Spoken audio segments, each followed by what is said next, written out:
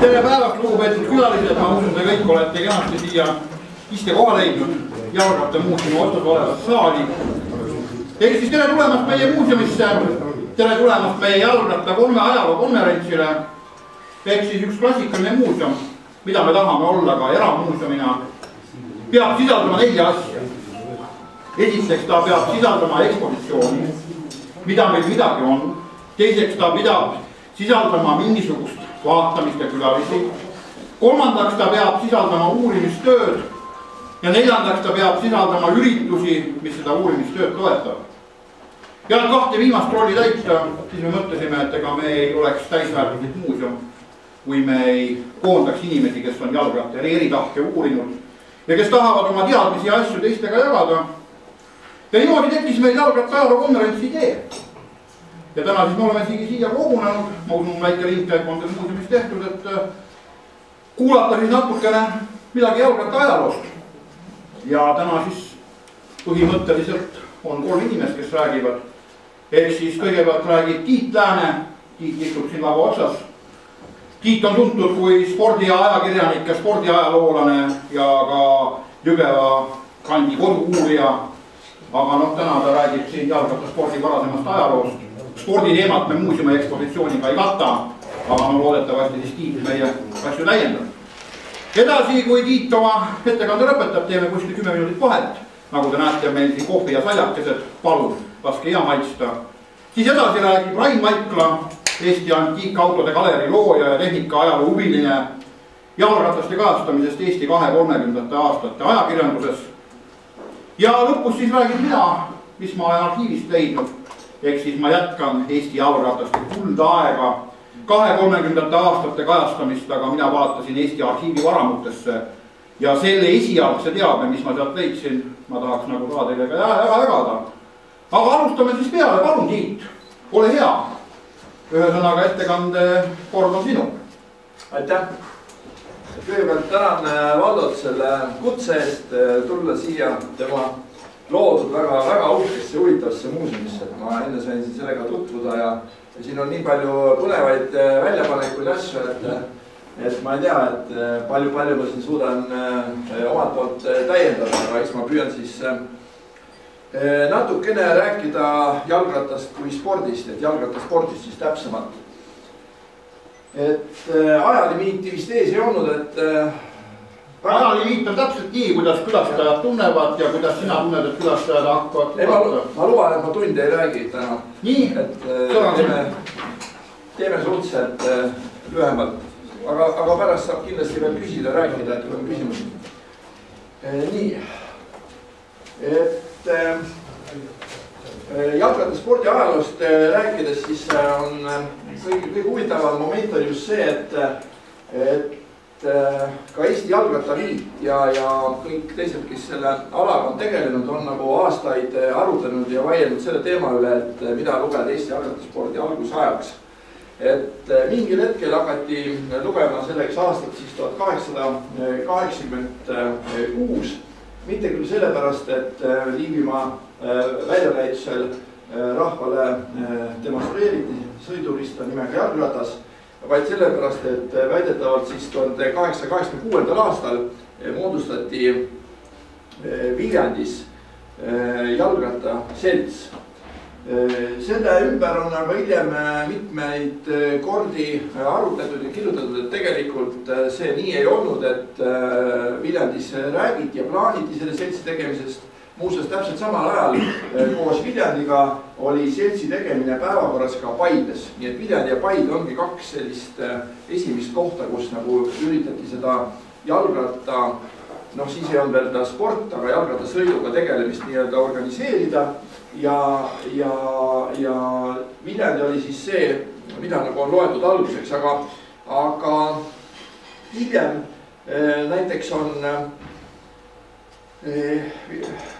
räägitud sellest, et kuidas 1896. aastal, siis 10 aastat pärast seda väidetavalt Viljandi seltsi loomist, saadeti tervitustelegramme, kui peeti Viljandi seltsi 10. aastapäeva. Samas Viljandi ajaloolased on leidnud siiski andmed, et tegelikult on seal tegemist puhtalt kõige lihtsama trükiveaga. Tegelikult loodi Viljandi selts 1891, 5 aastat hiljem. Ja kui vaadata hilisemaid väljavõtteid arhiivist või ajakirjanduses, siis ka umbes nii tuleb välja, et ilmselt ikkagi see õige algus oli 1891. Aga Eesti Jalgrattaliit on muuseas ikkagi lähtunud sellest aastast 1886 ja seda esimest aastat loetakse jalgrattaspordi algusajaks. Erinevatel spordialadel on täiesti erinev lähenemine, mida oma algusajaks loetakse. Mõni loeb selle spordiala esmamainimist, mõni loeb esimesi riigi meistrivõistlusi, mõni loeb selle spordiala võistlusmäärust avaldamist, nii et see on täiesti vaba voli, et ega seal nagu meil täpselt pole ette pandud. Ja nii see tasapisi läks, et jalgrattaspordil selles mõttes oli küllaltki märkimisväärne koht, et ta oli, kui räägime nagu kaasaegsetest klassikalistest spordialadest, oli ta kindlalt esimese 3 seas, kus võib rääkida sportlikust tegevusest, et Eestis need varasemad alad olid veel raskejõustik ja võimlemine, võimlemine mitte niivõrd väga võistlusspordina, aga raskejõustik. Aga kui vaadata need esimesi võistlusi, siis võib isegi arvata, et jalgrattasport on üldse Eesti spordialadest kõige vanem. Et ikkagi tema juured ulatuvad siis üle-eelmise sajandi eelviimasesse kümnendisse ja sealt see tegevus nagu edasi läks. Siin nüüd ongi kirjas siis see, et ametlikult siis Viljandi rattasõitjate ühingu algusajaks ikkagi arvatakse olevat 7. september 1891. Ja nagu näete, et asutamiskoosolekust tookord võttis osa juba 42 liiget, mis näitab, et tegelikult oli neid rattaga sõitjaid või neid huvilisi oli päris palju. Küsimus on see, et palju me seda nüüd konkreetselt spordiks loeme, jalgrattaspordiks, aga fakt on see, et rattaid oli, sõitjaid huvilisi oli ja nii see asi nagu käima läks. Neid seltseühinguid siis üle-eelmise sajandi viimastel aastatel, viimasel kümnendil hakkas Eestimaal igal pool tekkima. Siin on mul mõned välja toodud.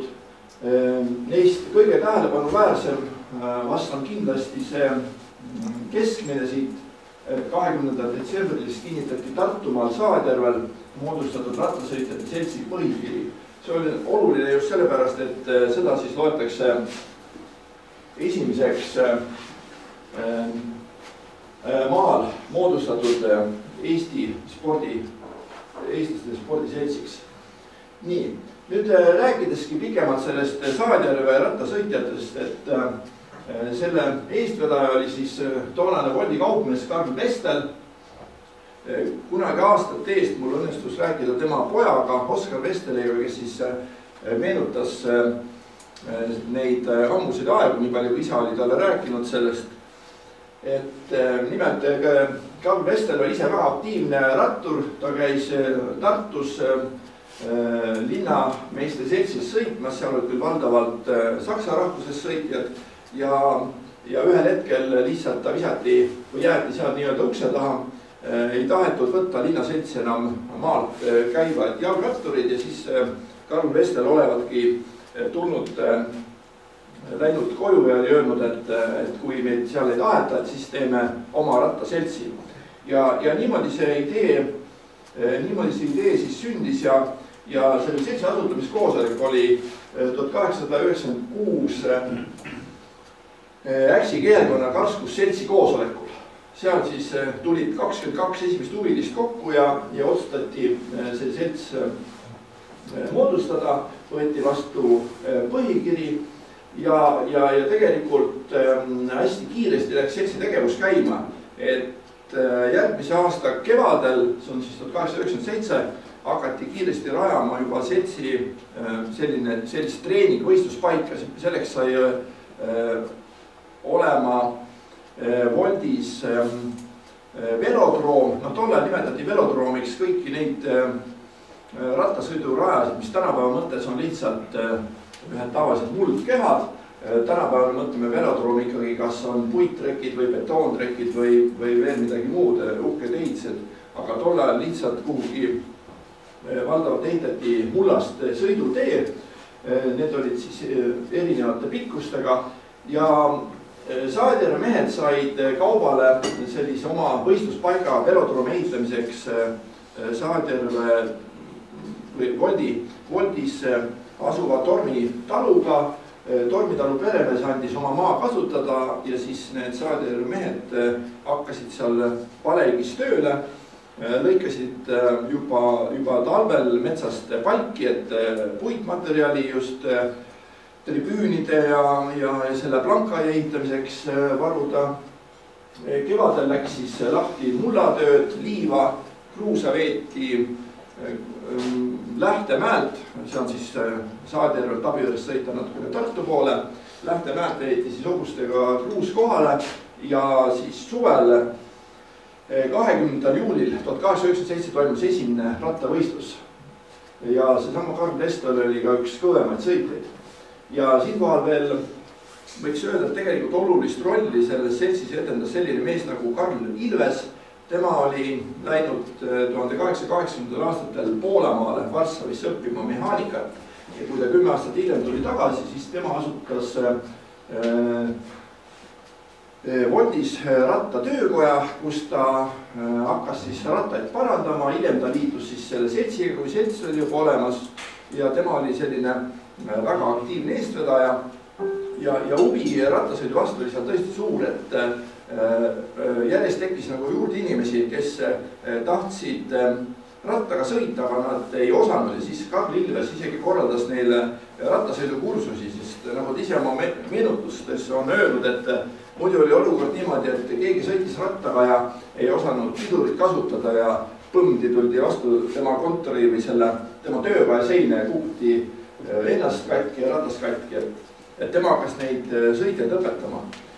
Ja selle legendaarse spordiseltsi kohta veel nii palju, et ta tegevus siis kuskil enne esimest maailmasõda hakkas vaikselt hääbuma. Tekkisid nagu sageli ikka seltsis omavahelised tülid, aeti taga ühte pool kopikat revisjonikomisjonis, et kuhu pool kopikat kadus. Ja lõpuks siis, kui see pidu lõppes ja konto kinni pandi, siis seesama Karl Ilves maksis ära oma taskust 10 rubla talumehele Torrimile, kelle maa peal siis see velodroom asus ja pool kopikat maksis ka veel nii-öelda revisjonikomisjoni puudujäägi ja siis oligi see seltsi tegevus lõpetatud.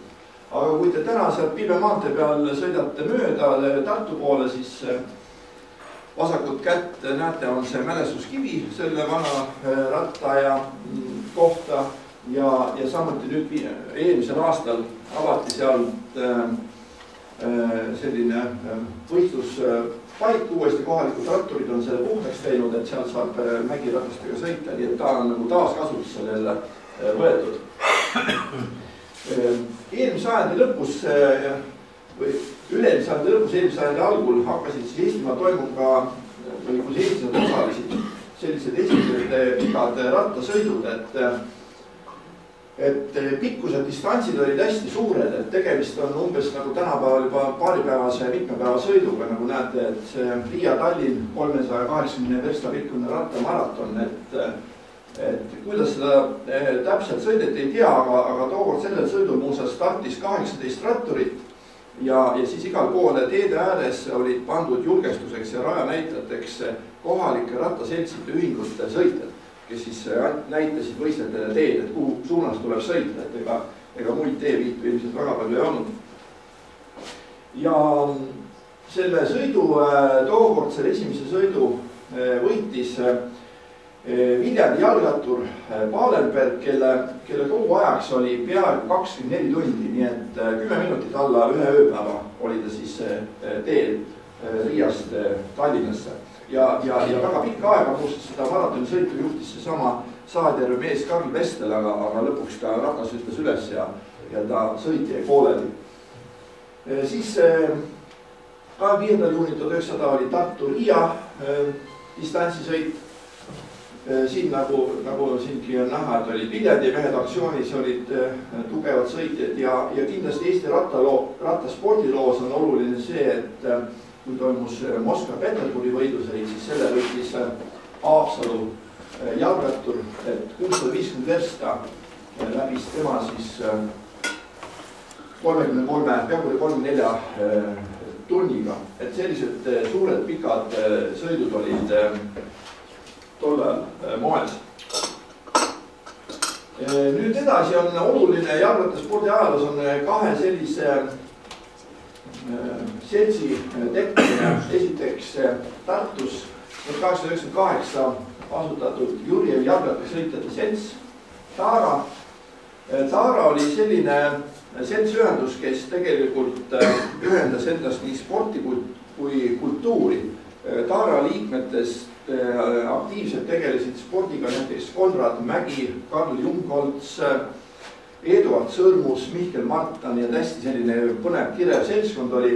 Nad tegelesid nii kergejõustiku, jalgrattaspordi kui veel mitmete muude aladega ja oma esimese võistlussõidu nad korraldasid aasta pärast oma asutamist. See toimus Tartust Volti ja selle sõidu 22 versta pikkuse sõidu läbimiseks siis kuulutati aega kuskil natukene alla tunni aja. Aga hiljem Taara muutus, Taara liitus juba pärast esimest maailmasõda sellise spordiseltsiga nagu Tervis ja jalgrattasport vajus seal hästi kiiresti tahaplaanile, kuna selle Taara eestvedajad lahkusid seltsi juurest ja uued mehed, kes tulid nagu reaalselt spordi tegemisel saanud väga sügavalt mõtet ei näinud. Tallinnas aga veidi hiljem siis sündis spordiselts Kalev. Kalev siis algselt moodustatigi ju rattasõitjate seltsina.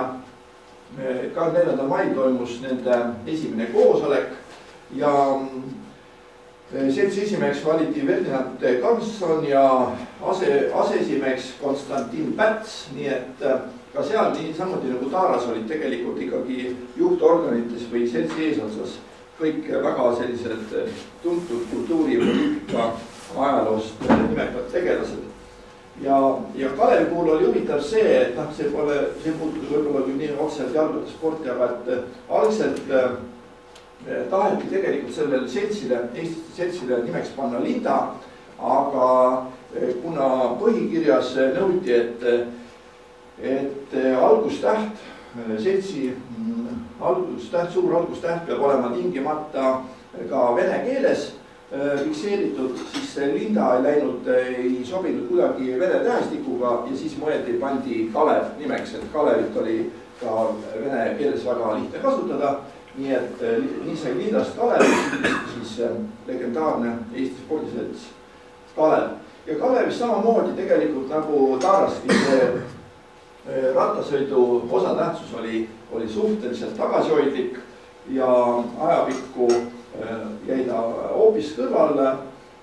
Esimese maailmasõja ajal või juba sõjalisetel aastatel, tegelikult nii nagu kogu jalgrattasport Eestis, nii ka Kalevis ikkagi hakkas vajuma varjusurma.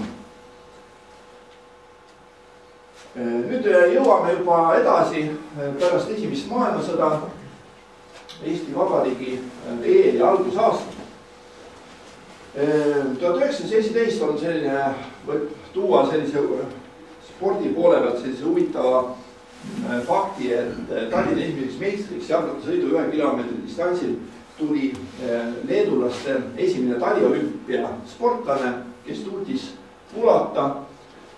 Pulata nimelt oli Tallinnas sündinud, elas Tallinnas ja 20 aastat algul ta läksid minema, nii et 1928 St. Moritsi taliolümpial ta juba võistles kiiruisutajana, saavutas seal suhteliselt tagasihoidlikud kohad ja alla ka mõlemale eestlasele, välja arvatud 10 000 meetri uisutamine, mis erakordsetes ilmaoludes, kus võistluse ajal jää sõna otseses mõttes sulas, temperatuur tõusis 20+ kraadini, paljud võistlejad loobusid ja lõpuks ühel hetkel jäeti nagu võistlus pooleli ja sel hetkel, kui pooleli jäeti, see Pulatal oli õnnestunud kas seal esimeses või teises paaris sõita, ta sai väga hea aja, nii et tal oli 5. koht. Aga see juhtivate uisuriikide esindajate protestide tulemusel 10 000 meetrit tulemused tühistati. Seda ala nagu ei võetud arvesse, nii et siis Tallinnast pärit leedulase kõrge olümpiakoht ka kadus ajalukku. Edasi oli Eesti riigi algusajal oli spordiorganisatsioonide alaliitude selline suur moodustamine, organiseerumine, see puudutas siis ka Eesti Spordiliidu teket, mis siin oli 20. jaanuaril 1920 ja kuna valdavalt enamikel ju spordialadel oma alaliitusid ei olnud, siis nad kõik kogunesidki sinna Spordiliidu alla, mis oli katusorganisatsioon ja nii tegelikult ka jalgratta sportlased said siis 20. aastal oma esimese sellise väljundi juba kuskil mingi organisatsioonina. Edasi võib öelda seda, et nagu ma enne ütlesin, et jalgratta sport, mis oli nagu üle-eelmise sajandi lõpus hästi populaarne, eelmise sajandi algul, hakkas enne esimest maailmasõda millegipärast vaikselt ära vajuma, kas esimene vaimustus läks üle või milles see täpselt põhjus oli. Aga see selline pikk mõõnaperiood tegelikult ikkagi jätkus, kuigi jalgratta tööstusi tuli juurde, jalgrattajaid tuli juurde, ilmselt inimesed suutsid neid endale ka rohkem ikkagi osta, soetada, siis spordialana jalgratas mingit erilist nimetamisväärset kandepinda ei omanud ja sellest tegelikult ka aeg-ajalt meedias kirjutati. Siin on toodud välja, et detsembris 21 siis Eesti spordilehes hooaja kokkuvõttes kirjutati, et korra nii populaarne spordiala kipub üldse unarusse jääma, et ei ole enam tervel kodumaal ühtki korralikku harjutuskohta ja niisama on ka meie maanteed alla igasugu kriitikat, et ei ole ka teid, kus normaalselt üldse jalgrattaspordiga tegeleda ja sõita.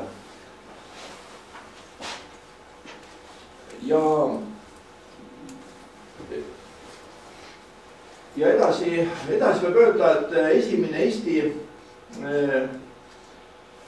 nimekas nii-öelda jalgrattur, kes natukene ka rahvusvahelises ulatuses laineid lõi, oli Edgar Veermann.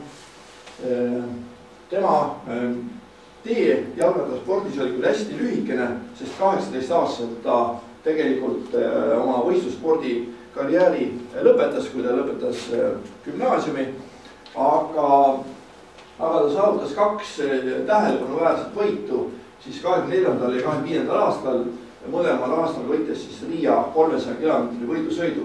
Selle tulemus oli muuseas lõpuks see, et kui ta teist korda võitis, siis lätlastel sai sellest jamast villand ja nad lõpetasid selle võistluse ära, et seal oli väga hinnaline karikas ja tuleb üks Eesti noor poiss ja võtab selle karika jälle ära, aga nad ei teadnud siis, et tegelikult Veermann ise ka lõpetas. Ja kui Veermann oma esimese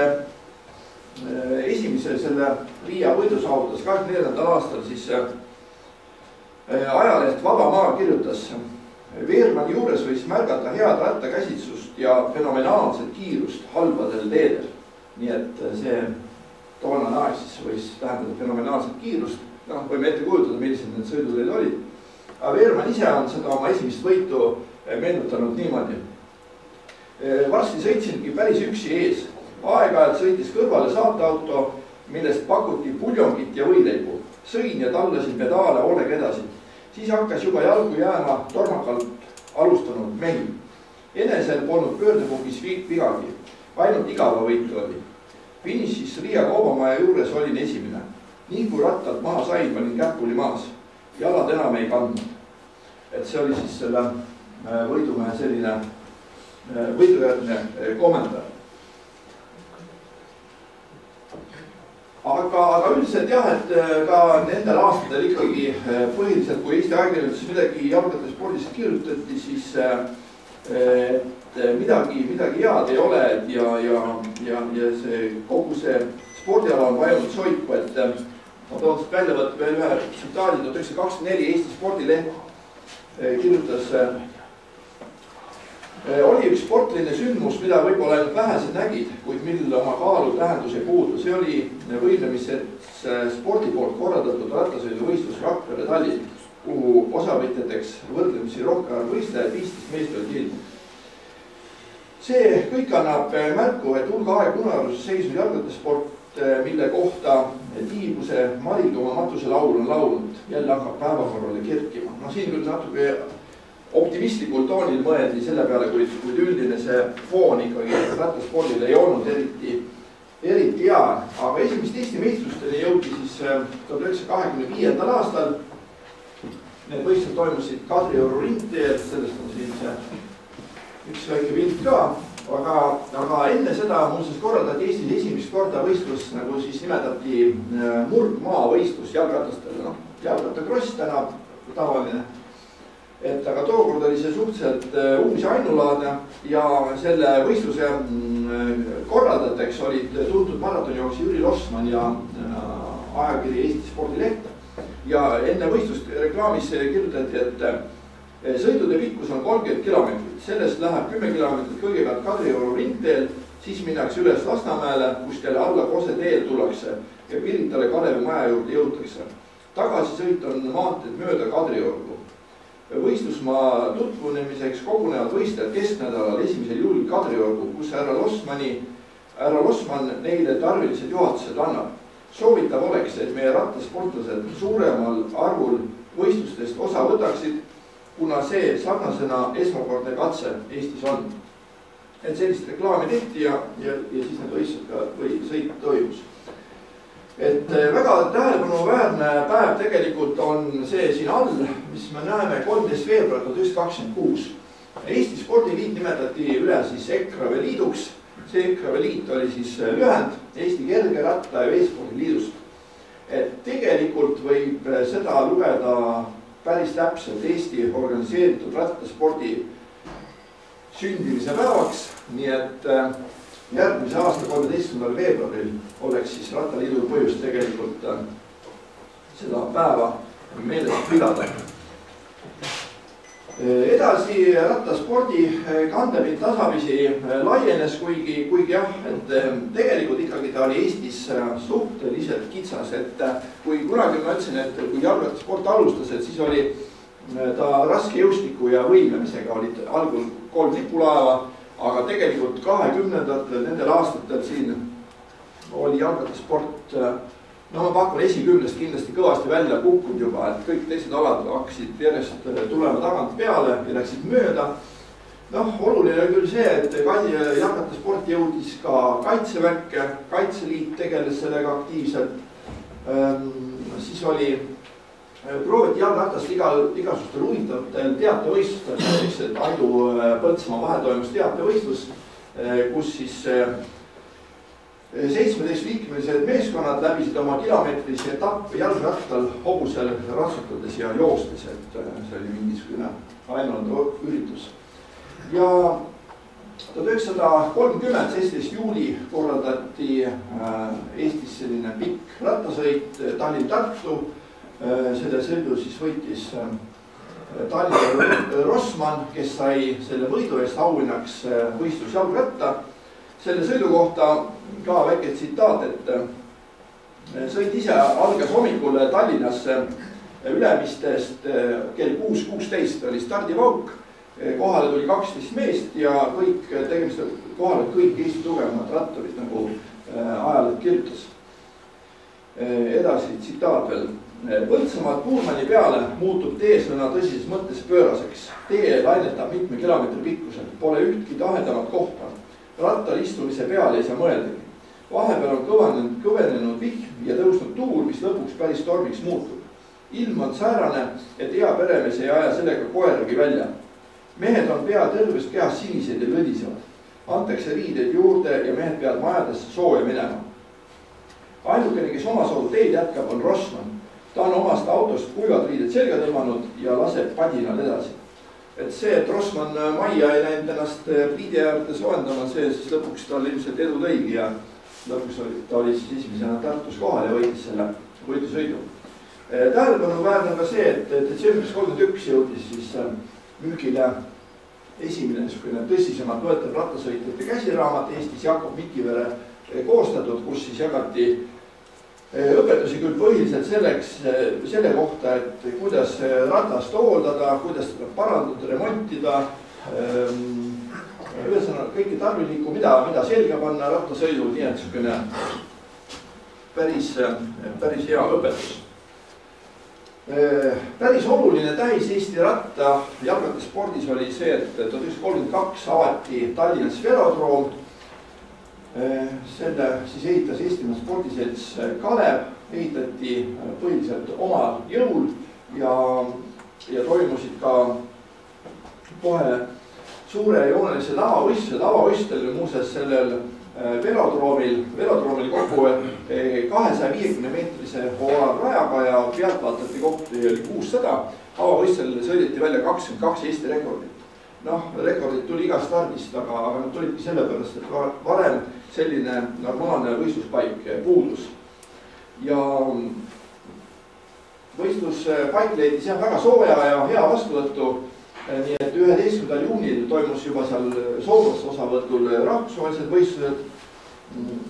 Ainsad Eesti mehed, kes suutsid soomlastel vastu hakata, üks oli Harald Peterson ja teine mees oli Alfred Selikovski, toonane üks Eesti tipprattureid, aga paar aastat hiljem juba seesama velodroomi suhted tehti ja rajati, see läks lammutamisele. Maa jäi lihtsalt äritegevusele ette ja sellega see Eesti esimese velodroomi aeg otsa sai. Kus see oli vahel praeguses Tallinnas? Ma ei oska isegi väga täpselt öelda. Igav see tule koha peal paistab. Mida? Igav see tule koha peal. Sa mõtled rahvanahku veest on? No, ma ei tea, mis see vaesega täna on. Ta on Toomvaeste kooli tänav, jah. See on seal... See on seal Uus-Ameerika, Suur-Ameerika. Ja kuskil seal nuka peal siis. Aga kas ta jääb siis sinna allapoole ilmselt järelikult või Ka kaardil. Ma ei oska ka. Ma pole nii täpselt seda isegi mõelnud. Nii. Ja tähelepanu oli kindlasti ka veel selline asi, et 8.9. juuni toimus esimene Eestis jalgratturite mitmepäevasõit. See ei ole selles mõttes ei olnud klassikaline mitmepäevasõit, et üldiselt me teame, kui mitmepäevasõit toimub, siis see on nagu tegemist võistlusspordiga etappide kaupa, aga tookord olid rohkem rattahuvilised tulid kokku, sõitsid üheskoos pika maa läbi ja kõigil oli hea olla, et see ei olnud nagu eriti võistlussport. 30. algul jõuti nii kaugel, et jalgrattaspordis toimusid isegi maavõistlused, mis on tänapäeval me nagu jalgrattaspordis maavõistlus eriti ette ei kujuta, aga toona nad olid ja nad olid ka pärast sõda tegelikult siis juba NSV Liidu ajal. Esimene maavõistlus oli siis Soomega, see samal uuel Tallinna velotrekil. Eesti kaotas, kuid mitte väga suurelt ja Eesti koondise nii-öelda esisõitjad olid siis Alfred Selikovski koos oma abikaasa Jarviga. Nende puhul oli siis tegemist Poola-Leedu päritoluga, kui nad olid 30. aastatel kindlasti Eesti ühed sellised kõige kuulsamad jalgrattasportlased. Ja kuu aeg hiljem võistleti lätlastega. Lätlased olid jalgrattaspordis eestlastest oluliselt tugevamad. Lätis oli näiteks juba enne esimest maailmasõda väga korralikud Riias, väga korralikud velodroomid, kus toimus päris suuri võistlusi, nii et Läti jalgrattaspordi tase oli märgatavalt eespool.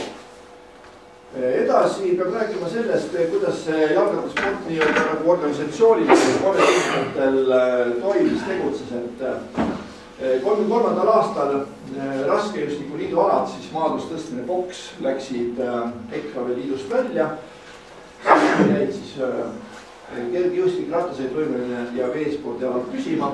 Järgmisel aastal jäid sinna alles ainult kergjõustik ja jalgrattasport ja kuigi 35 moodustati Eesti kergejõustiku ja rattasõiduliit, siis tegelikult juba sama aasta lõpus see reorganiseeriti Eesti kergejõustiku liiduks ja tegelikult jalgrattasport jäi 5 aastaks nii-öelda ebamäärasesse tsooni, tal mingit oma katusorganisatsiooni ei olnud.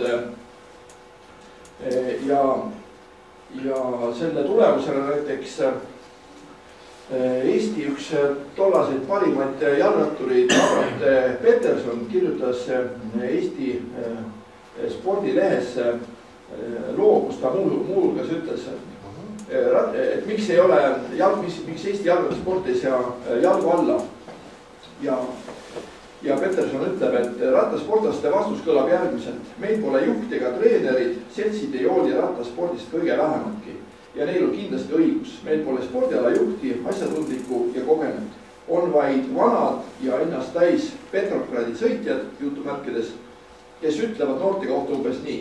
Mis teiega olete, aga vaata, kus Petrogradis sõideti rekordid. No need olid siis nii-öelda need vanade seltside ühingute sõitjad, kes ilmselt kiitsid seda sajandi vahetuse aega. Võistlusspordina jalgrattasporti ikkagi sedavõrd arvestati, et ka Eesti mängudel, 34 olid esimesed mängud ja 39 teised mängud, jalgrattasport oli võistlusala kavas.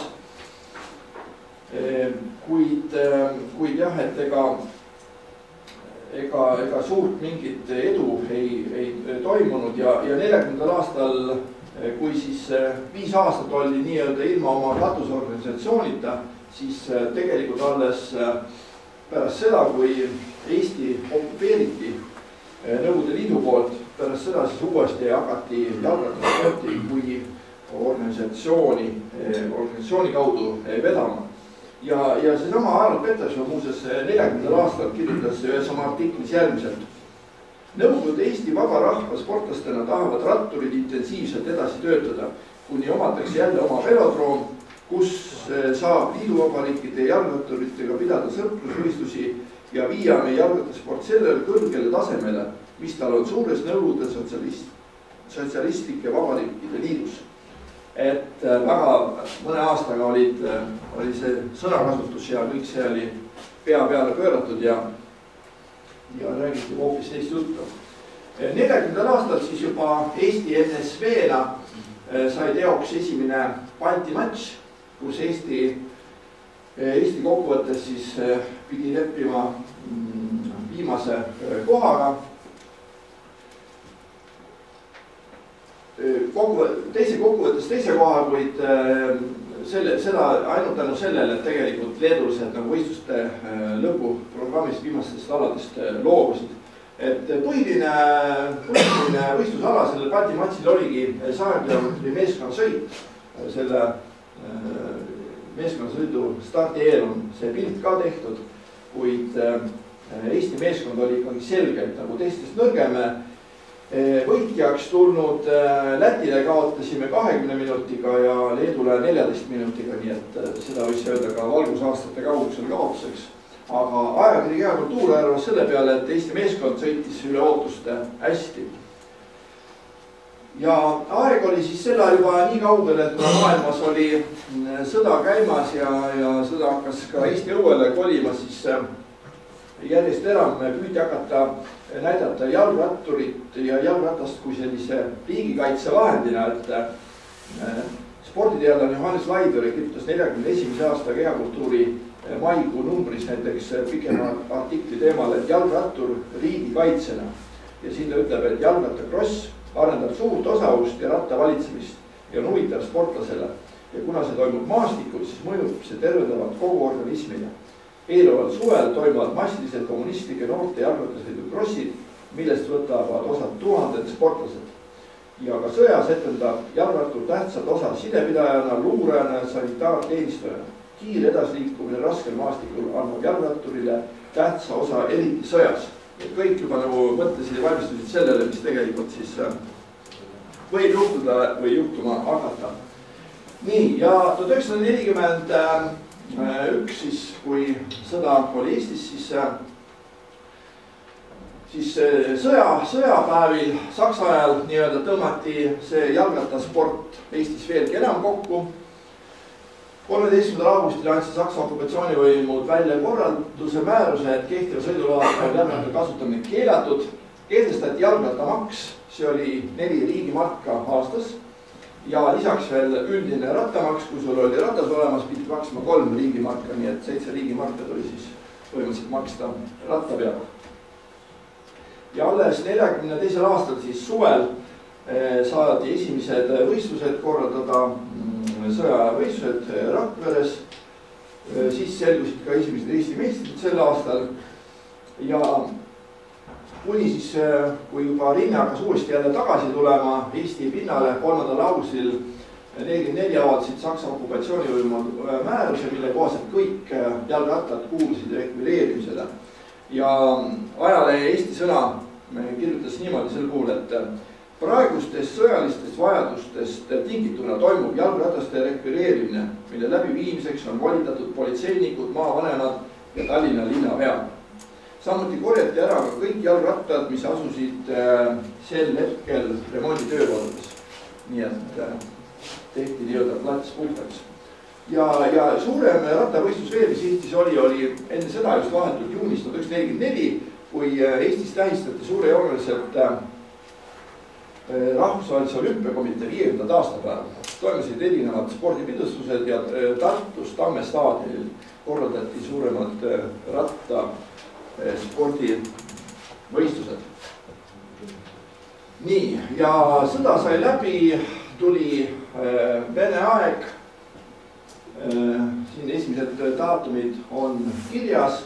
Võistlused läksid kohe lahti ja peab ütlema seda, et jalgrattasport on üks nendest spordialadest, mis tegelikult saigi alles täieliku hoo sisse just pärast sõda 40 aastate teisel poolel. Siin on mitmeid erinevaid põhjuseid, kindlasti oli jalgratas suhteliselt kallis sõiduriist, mida väga paljud ei saanud endale lubada, mis nagu piiras ja takstas selle ala levikud varem. Korraga oli ratas kättesaadavam, kindlasti oli ta ka, nagu siin juba eelpool üks artikkel, mida ma mainisin, et ta oli ka oluline osa oli jalgrattal riigikaitse seisukohalt. Jalgratas kuulus NSV Liidus pärast sõda ka nii-öelda eelisarendatavate või strateegiliste alade hulka.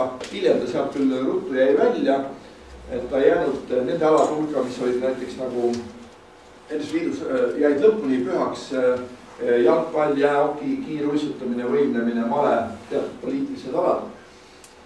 Aga jalgratas hakkas edenema ja Eestis ka ja 1947 olid esimesed eestlaste kordaminekud. Tegelikult Rudolf Tamm oli see mees, kes saavutas esimesi kõrgeid kohti üleliidustel võistlustel, kuid Nikolai Matvejevid võib lugeda nagu esimeseks Eesti jalgrattaspordi supertäheks, kes siis 48. aastal tuli esimese Eesti ratturina NSV Liidu meistriks. Kuulus sealt edasi ka 10 aastat NSV Liidu paremikku ja vääris ka kohta maailmas. Ta mitmetele suurvõistlustele sai, ta sai isegi esimese Eesti ratturina siis võistlema olümpiamängudele 1952 Helsingis, kuid nagu tookord oli, et ega nagu valikuvõimalusi väga ei antud, et pidid täitma seda käsku, mis sulle öeldi. Matvejev oli niivõrd mitmekülgne mees, et tegelikult ta võis olla maailma tipus korraga nii maanteesõitjana, trekiratturina kui ka krossisõitjana. Ta oli kõikidel aladel väga edukalt sõitis ja lõpuks oligi, et 52 Helsingis lükati ette trekisõidus, 4 kilomeetri meeskonna jälitussõidus pandi ta siis kirja lasti võistlema, maanteele teda ei lastud. Ja Matvejev teine õnnetus oli muidugi see veel, et ta olevat olnud selline mees, et enne tegi ja pärast mõtles, et väga kiire käega mees ja kuna talle sageli ka väga palju ülekohut tehti, siis selle kiire käe eest ta sai väga palju võistluskaristusi, võistlusdisklahve, nii et olid ikka mitmed hooajad, kui ta jälle võistlema ei lastud, pidi jälle ootama, millal need karistused maha võetakse. Aga kindlasti oli ta 50. aastatel, 40. lõpus 50. aastatel üks suur rattatäht. et ma selle 40 aastate selle lõpuga tõmbakski selle ülevaate varasemast Eesti rattaspordi ajaloost kokku, et see on niisugune hästi lühikene kerge ülevaade ja sealt peale juba siis rattasport võib öelda, et 50-ndatel ta läks ikka suhteliselt massiliseks, et niivõrd palju erinevaid võistlussüsteeme ja kõiki, mis tulid peale, organisatsioon, toimis, spordiühingud, et sealt tulid ka järjest hakkas tulema tipprattureid ja jalgrattasport spordina ikkagi just 50 aastatel tõusis tegelikult sellele tasemele, kus me oleme valinud teda nagu tänapäevani vaatama. Nii, ma arvan, et ma lõpetasin, aitäh. Et kui on küsimus? Aitäh! No ma arvan, et paremini kui Tiit kogu seda jalgrattaspordi asja ei tea Eestis keegi. Äkki on Tiidule küsimusi? Mul oleks küsimus, kas nii-öelda jalgrattaspordi mõnevõrra mandumine seal vabariigi algusaastatel võis olla tingitud sellest, et nagu see Balti-Saksa kogukondus, kes tegelikult oli väga tugev jalgrattaspordi hoida oma ruumis, et see nagu kadus ära pildilt ja ei olnud kellegi võrrelda nagu või kedagi on torkimas seda asja. No tegelikult jah, see võis olla küll mingil määral. Kuigi samas, ütleme seal sajandi alguses enne esimest maailmasõda oli ju ikkagi ka eestlased ise olid hästi palju teinud neid ühinguid ja seltse. Aga millegi pärast ei suudetud neid kuidagi hästi elus hoida või ma ei isegi oska öelda, mis, aga kindlasti üks põhjus võis see Balti-Saksa ära vajumine küll olla, loomulikult. Teine küsimus puudutab tehnikat, kas on teada ka, et kas sõideti nagu tänavaratastega või oli siis seal algusalgatel täis nagu spetsvõistlusrattas nii eestlate käes? Seal oli ikkagi, kes nagu mida tõi, sellega sõitis, et igasuguseid, et seal nagu, ütleme, nende aastateni nagu eraldi arvestust ei toimunud. Et vaat oligi huvitav, et 50-ndatel võistlustel hakati eraldi tegema võistlusklasse. Üks oli võidusõidurattad, teine oli siis harilikud rattad. Et see muidugi oluliselt tõstiski võistluse arvu, et igaüks sai, kellel ei olnud, kes ei suutnud enda soetada võistlusratast, tal oli mingi ratas olemas, ta sai minna võistlema. Varem nagu seda ei olnud, kuna tipud olid oma võistlusratastega ees, ja mis sa ikka väikse autoga suure auto vastu sõitma ei lähe, eks ole. Aga see oli, algul oli reguleerimata täiesti, et see, kellel mis oli, sellega sõideti. Veel küsimusi? Kas Matvejev oli puhas venelane? Ei, Matvejev on Eestis sündi, ta on rahvuselt jah venelane, aga ikkagi võib öelda, Eesti sportlane täiel määral. Eestis sündid, Eestis kasvanud. Veel küsimusi? Kui ei ole, siis Tiit, aitäh sulle väga huvitava ettekande eest. Jääduse ettekande meie Kogu-Kuus, meie väikest muuseumi, kus me jalgrattasporti paraku kajastanud ei ole, aga selles mõttes sinu ettekanne tuligi just rusikas sinu algu, et see, mida meie ei kajasta, seda rääkisid sina siin konverentsil osalejatele. Aga nagu te näete, siin laua peal on kohvi ja saiakesi ja pirukaid. Kell on 5 minuti pärast 1, ma arvan, me teeme 10 minutit vahet ja siis me jätkame Rait Vaikla ettekandega, kes siis räägib jalgrattast kui sõiduvahendist, selle kajastamisest Eesti ajakirjanduses 20-30 aastatel. Nii et 5 pärast 1.